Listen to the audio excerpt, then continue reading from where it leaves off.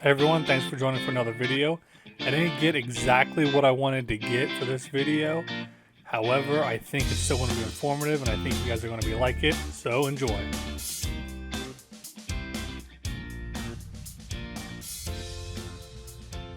I didn't get it on video to begin with, but I figure you guys might want to know about it. So the tank was fairly clean for being sitting for about 9-10 years. So we had a flow issue from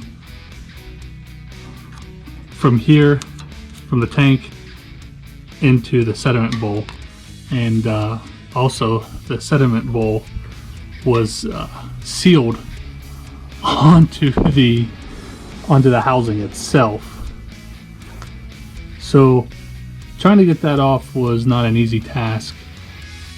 Of course, this was all rusted, where the nut and the screw was completely rusted. So probably about a good quarter can of PV Blaster to get that completely loosened up enough to where I can swing the bale out, which this is the bale right here if anybody doesn't know, and it swings up. But then the glass bowl, which I did not want to break, I was really worried about breaking that, was still stuck. So hopped on, did some research, and I came up with a wild idea, which I'm not sure if you guys will agree with it. You guys may have done it before, I'm not sure. I did hear people say try to squirt some sort of a lubrication liquid up into it if you can to get it loosened, but I couldn't. So I'll show you what I did. So that bowl was really filthy. And I really wanted to try to keep it intact because I'm not sure if it's original or not. I really wish I knew the whole story behind this tractor.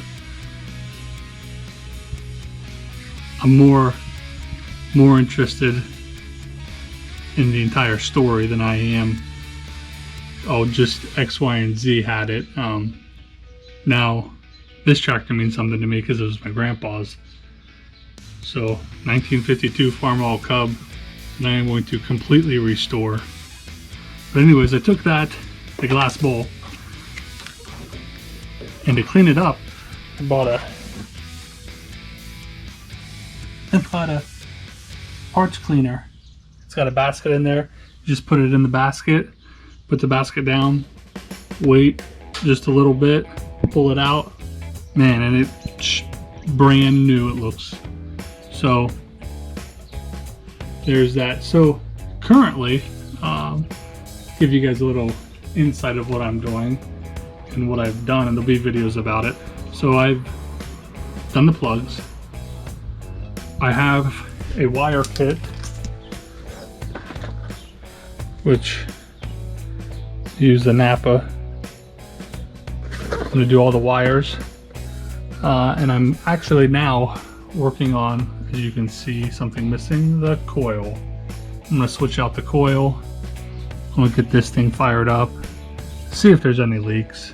I'm assuming because it sat for so long, we're going to have some leak of some sort. So yeah, if we do, fantastic. If we don't, fantastic. We're going to tear it down anyways, replace all the seals that need to be resealed, and go from there. I believe you'll see Brent coming up in a couple videos later on when he can get up, and he's going to really help me tear into this. We want to rewire all of it, so I have a new wire harness coming for this, and we are going to leave it 6 volt after a lot of talking about it.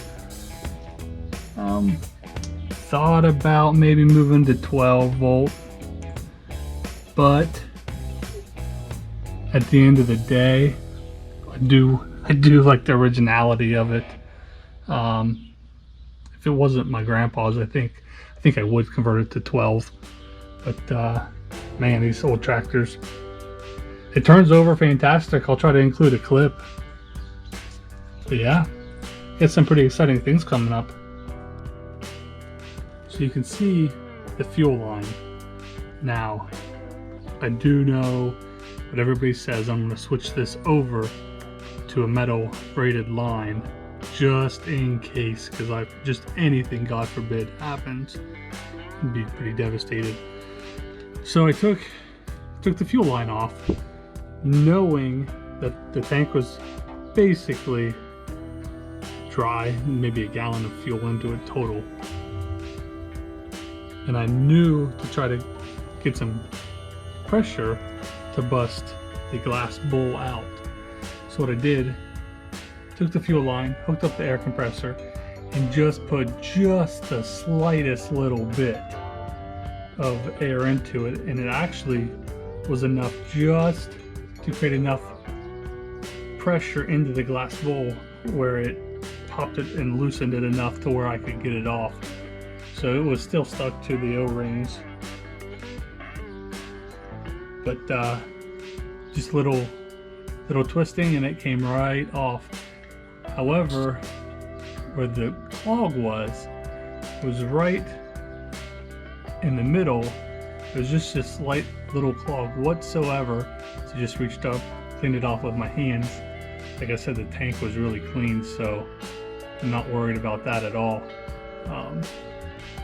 Yeah, and there I was able to flow fuel, as you guys could see, so I was pretty happy about it.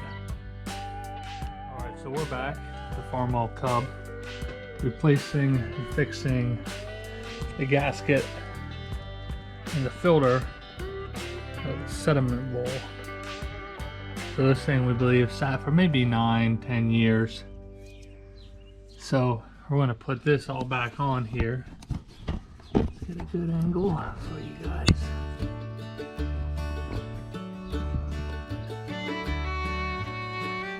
So all we do is we cleaned up the bale and everything. Take the sediment bowl, dump that in parts cleaner, clean that all up so it's almost like new now.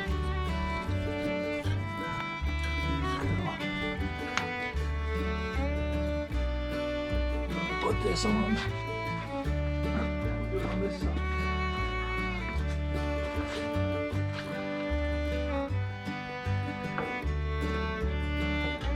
Just like that. So we put the gasket in already, the filter in first.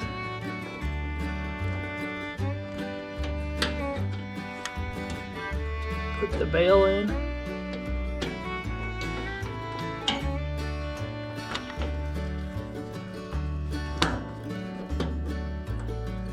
Alright, so that's in. Just tighten her up. And this thing was rusty too. This thing was really rusty. Nice and tight. Bale's in.